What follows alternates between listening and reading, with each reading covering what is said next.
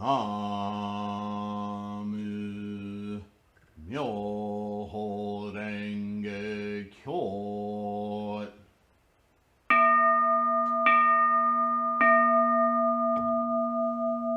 ナム妙法蓮華経。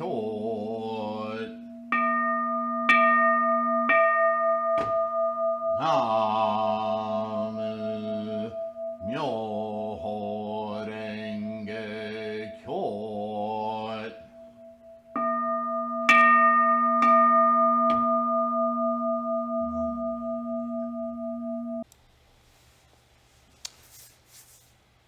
So, what is meaning? What do you mean by meaning? On and on and on. I just wanted to take a moment to talk about. I think it's important. We do a lot of studying on this channel.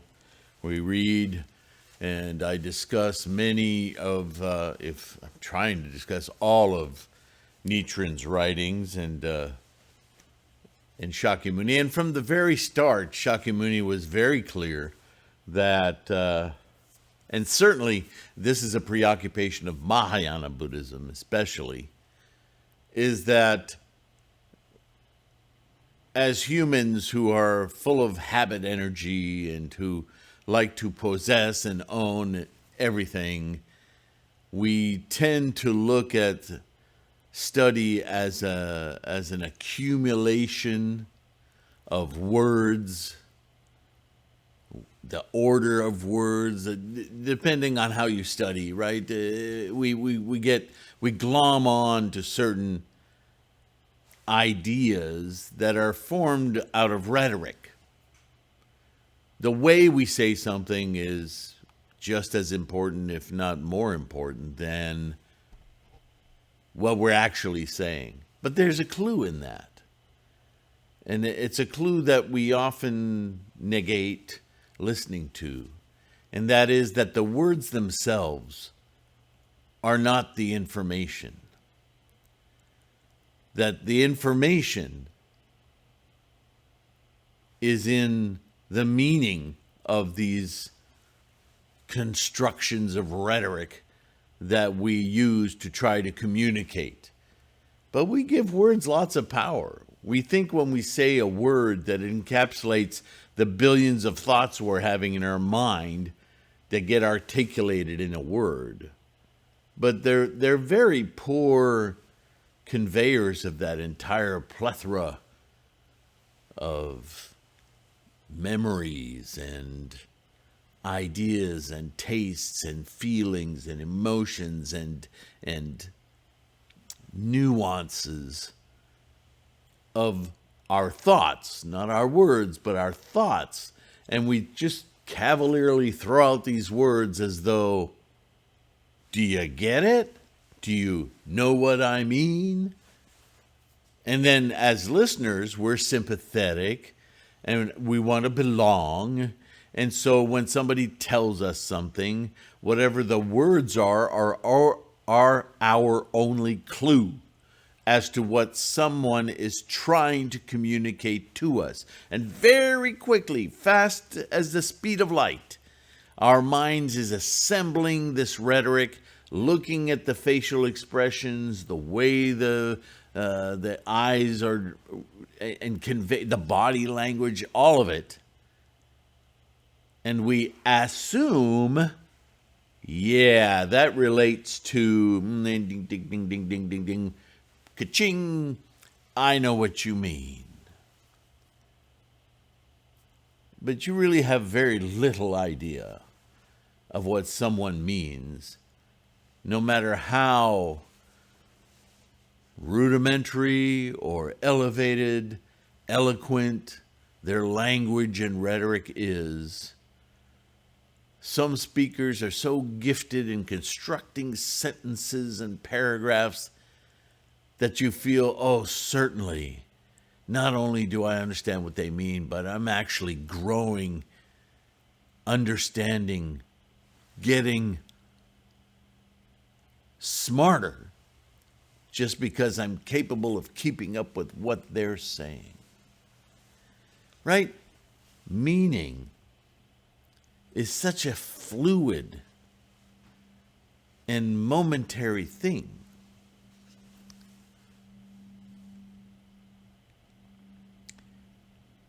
And if you look at the history of man, which is a blip in the history of the universe, and you know by man I mean all of us, human beings.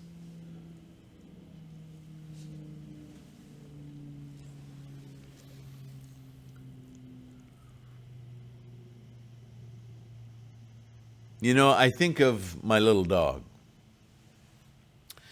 And I'm not sure, but I suspect that when she awakens in the morning,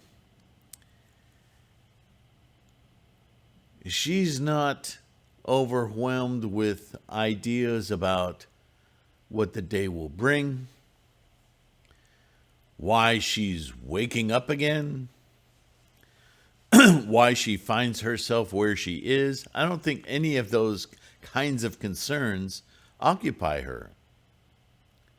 She either needs to go to the bathroom or is hungry and needs to be fed or wants to find a place to relax and do nothing. Just instant gratification things. Not a whole lot of cerebration going on. This, I think we can agree, is a uniquely human preoccupation. That word that I detest, the why. Right? Every morning, it's here again. All the things that I have to do are weighing on me. I haven't even gotten out of bed or opened more than one eye yet. Why am I doing this? What's the purpose? To what end? Why do I even need this? As you grow older, and even in your youth, these questions, they gnaw at us, don't they? Like there's some answer just evading us, just out of reach. If I could only. Only what? If you can picture what that what looks like well enough, maybe you would know the path to it. But why even need the path? Why is there anywhere to go to? What the hell is going on? Why do I ask these questions? Why? And so there's this kind of a straw man we set up, this idea of a solution that will bathe us in some kind of what? Liberation, release, awe. What is that? You know, before we were civilizations, before we were agrarian societies, even, you know, when we were wandering animals, there seemed to be forces around us that were outside our control. And yet, maybe we could influence them. Maybe if we appeased the sun god, it would come back tomorrow. So that when it got dark at night, we would become more and more certain that the sun would come back. Oh, thank goodness. Who's in charge of that? I respect you, sun god. Oh, thank you for coming back. We create these ideas to feel whole, to feel secure, to feel safe. Because remember, we are possessing machines. And the things that we cannot hang on to scare the crap out of us because we lose control. It hasn't rained in a month. We're going to die. Right? We have a word for it, drought. You hear the word drought and something physical happens in you. Drought? We need to appease the rain gods. Please, please, please, rain. Who are you talking to? And that becomes the question, doesn't it? So it's easy to see how religion kind of sneaks in there. Doesn't really have to sneak. It can come right in the front door. I know. Right? Anyone who offers a solution, from Ronald McDonald to whatever, a secret bowl of spaghetti, a toast with the face of a bearded man in it. There's a solution. Somebody cares. It's all a product of our minds. And for centuries, religions of some sort or another, even pagan, which religions grew out of, it's this need that we have to corral our sense of security resolved against meaning. Right? But those old devices, they don't work anymore. We're getting too darn sophisticated, right? We see through the manipulations and the organized religions in all of its forms. It's like Santa Claus. At some point, you go, yeah, I mean, there was some level of comfort in knowing that there was some jolly man bringing me stuff to make me happy. But we've become such inundated, completely controlled consumers that even though we recognize ourselves as addicted consumers, we can't seem to. There must be an app for that. There must be a product for that. There must be a pill for that. We're so ingrained in the addiction of the next thing will solve everything. That's a religion too. That's us fooling ourselves that we're just that far. If just the little 1 inch further and everything will resolve. That's how we run our lives. It's cataclysmic because that illusion is also falling apart and we know it. And it's driving us mad, us being humans. So you have people that are reacting to that fear. They're becoming more violent, either with their mouths or their weaponry or whatever's handy. And their solutions are equally radical. Because if my solution isn't your solution, then you're my enemy. You're the one keeping me scared. It's a volatile situation, friends.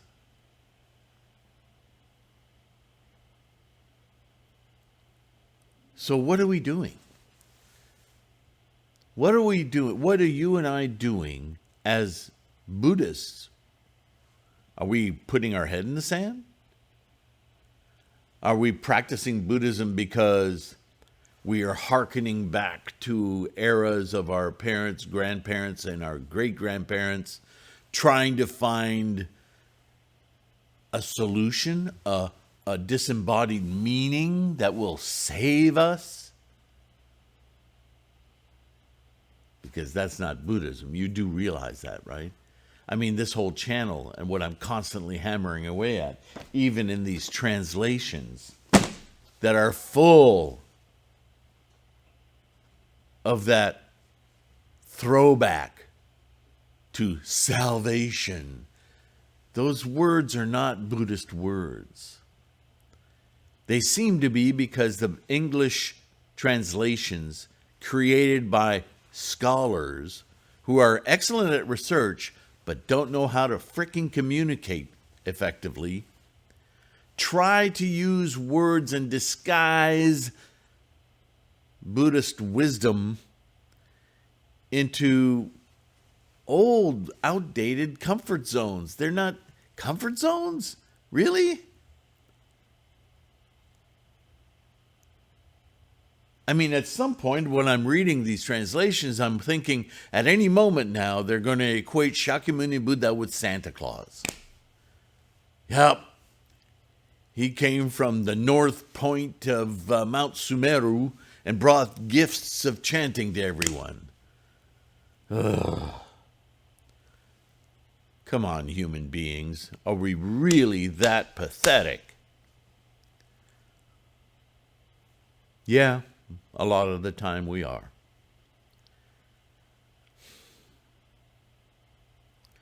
So, how do we deal with this? Because to be human, we're absolutely certain means something. You know, all the big questions. Why am I here? What is my purpose? Blah, blah, blah, blah, blah. It's all about meaning. How does my life have meaning? And if it has no meaning, man, that just deflates you. Just saying that out loud, just why bother? I guess I'll just drift, steal, kill, whatever. Nothing matters. That's a very sad place to go, isn't it? In terms of Buddhism, those are the lower worlds. Insatiable hunger, anxiety, anguish, rage. It's all there in the lower worlds. It's nothing new. Why do we have to have meaning? Why is it even necessary?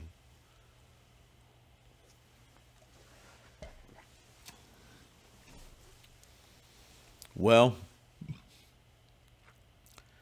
in all the self-help books and the martial arts practices I've taken part of in my life, the different kinds of learning, everything from rebirthing to, believe me, I've done a lot of searching in my life. And I've been disillusioned with different schools of Buddhism too that seem to have, they were onto something, but then they got mystical on me. Screw that. That can't be right. And it turns out it isn't. Worshipping people. I mean, right out of the words of Shakyamuni, do not follow people. Follow the truth, follow the teaching, follow the law, follow Myoho Renge Kyo. People are people. People do people, right? Human beings. They all want to be loved, all want to be accepted, all want to possess. Well, what do leaders do? They possess members, and they control members. Are you a member? Because if you're a Buddhist, you're not a member.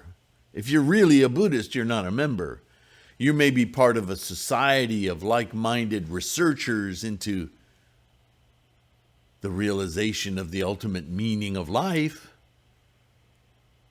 That's a sangha. That's not membership. That's not a team. That's not a sect, an organization. That's just human minds connecting. That's what we're trying to do here. And so, what purpose Buddhism? What I would offer you is that Buddhism is nothing more and nothing less than a proper framework to understand our own minds and how to achieve with that mind liberation from all that other crap, the stress, the wanting to own, be owned, all of that. Because ultimately, as Buddhism teaches, as Shakyamuni, what a brilliant mind, 3,000 years ago, and he worked for it, understood that simply to realize the grandeur, the immensity of this life process that the universe is created of, in order to perceive it, we exist. The mind that emerges from this apparatus exists, can witness. That's the only reason we're here. Isn't that a good enough reason? Wow. How precious is this momentary realization of life in its entirety? With those eyes, the Buddha eyes, look around at other sentient beings with an agreed, a participatory enlightenment like minds, Itai Doshin. Isn't this amazing? Not isn't me amazing? Isn't you amazing? No, that's still attached. Isn't this amazing? It wells up inside of you into something we could find labels for. Compassion, enlightenment, love. But these words too fall short because we live in a world that's so inundated with words and definitions that the words, they're attached to seas of meaning and influences on our past and our thoughts. And be here now in this moment and awestruck by it.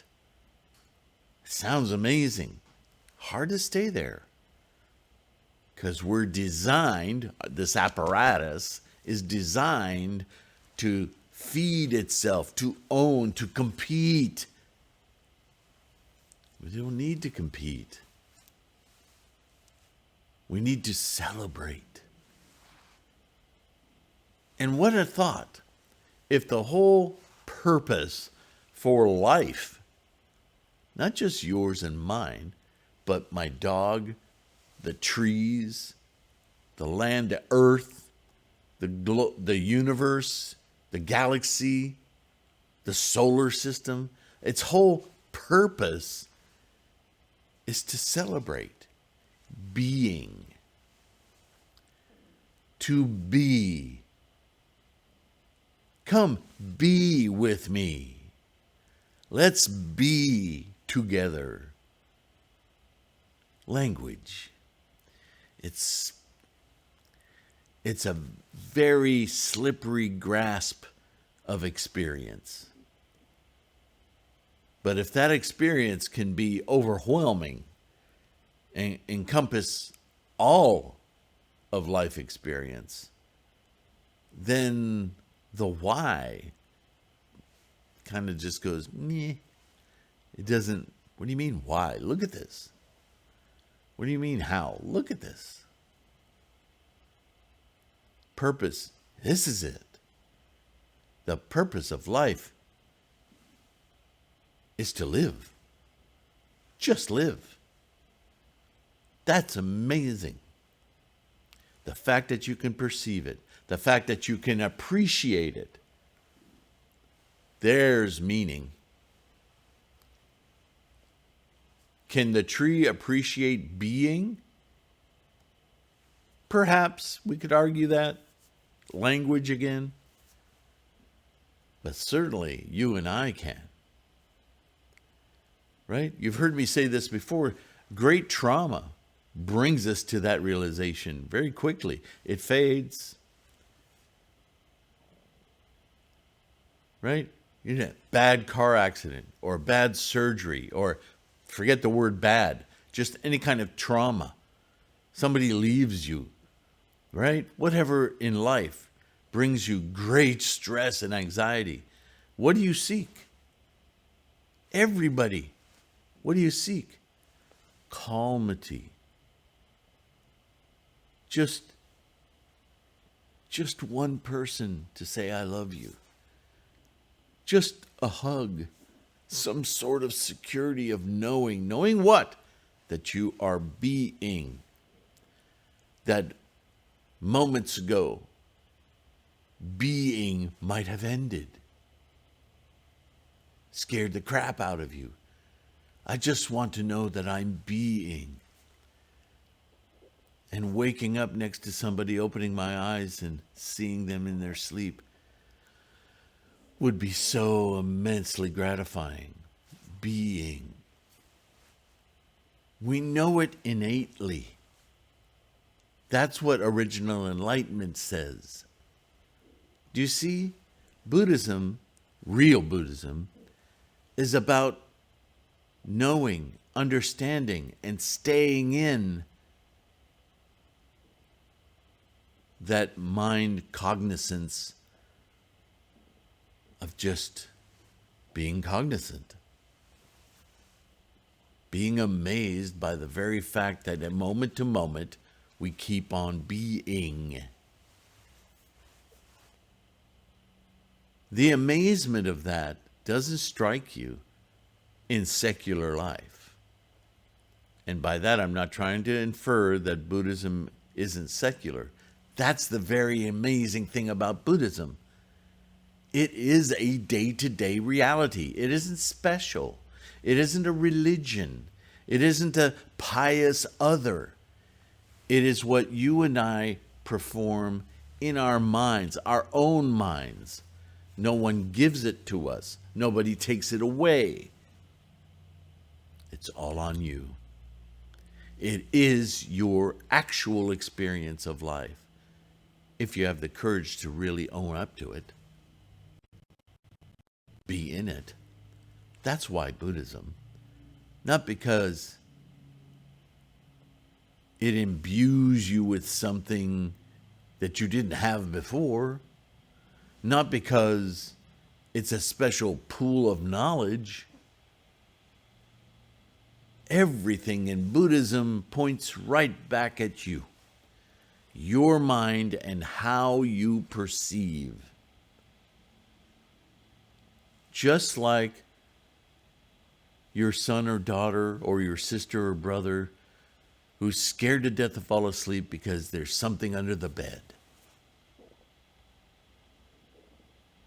At some point, it becomes obvious to you that there is no monster under the bed.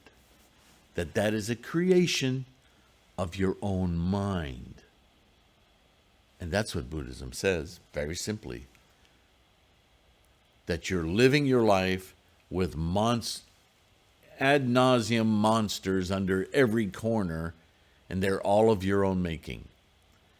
Just stop doing that. Just stop doing that.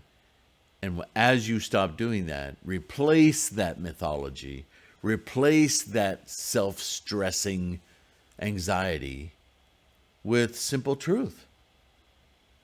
We're here right now in this moment, this glorious, amazing moment.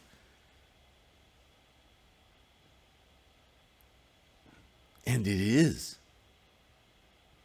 utterly amazing that in every single moment of life, the entire process of life is remanifesting, albeit with tendencies that we can actually influence with this knowing nature toward being free,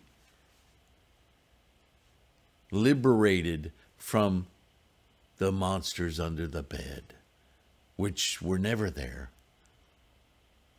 but we grasped, right? So, how does meaning progress through humanity?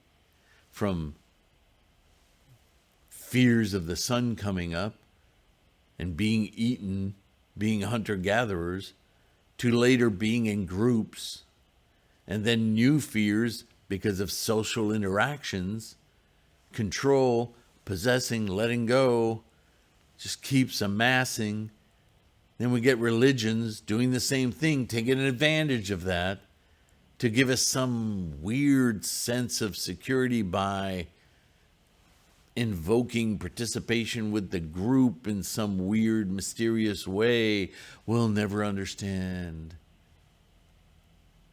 Very minimizing of our potential and letting ourselves being completely taken over. I don't care if it's a god or a CEO or a type of learning, knowledge, doctors, psychologists, race drivers. Name an expertise and ask yourself, why is it such a valued thing to be a football player? And why does it have such emotional attachments? It's all about identity. It's all about some sort of elaborate justification for being. But the only justification you really need, the most amazing justification you really need, is to simply experience it. That's Buddhahood. That's Buddha-ness. Then the football player, no matter how excelled he or she is, they're just another you. They're just another person with stresses and worries and the same old stuff. Ultimately, they need to settle down and understand how brilliant it is for them to be alive. Part of this whole fabric of the universe. It's very equalizing. Suddenly the differences, they're subtle. We're not so invested in the difference anymore. Because ultimately it's the being that matters. That's the meaning of life. Life is the meaning. If you don't think that's enough, then you haven't really understood what I'm saying. Because when you chant, when you practice Buddhism, when you learn how your mind is doing this stuff, and you start to chip away at those things that you think are indelibly valuable, the meaning, the value, the intrinsic awe of your life starts to come to the fore, starts to gain brilliance.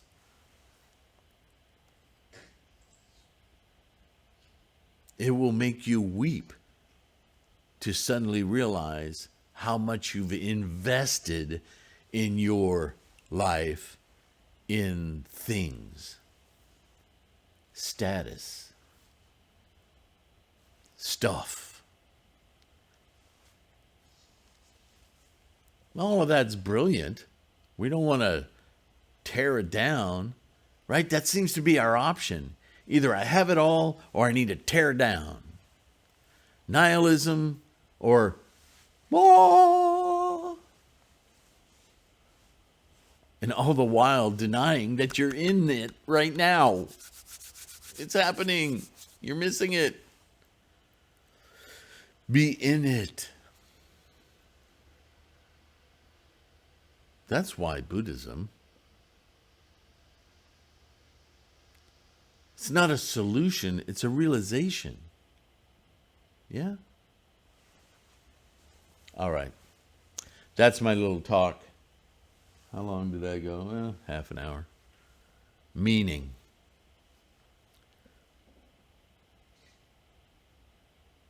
As we study Buddhism, we need to focus on meaning. All of these words are clues, trying to capture our focus, our attention,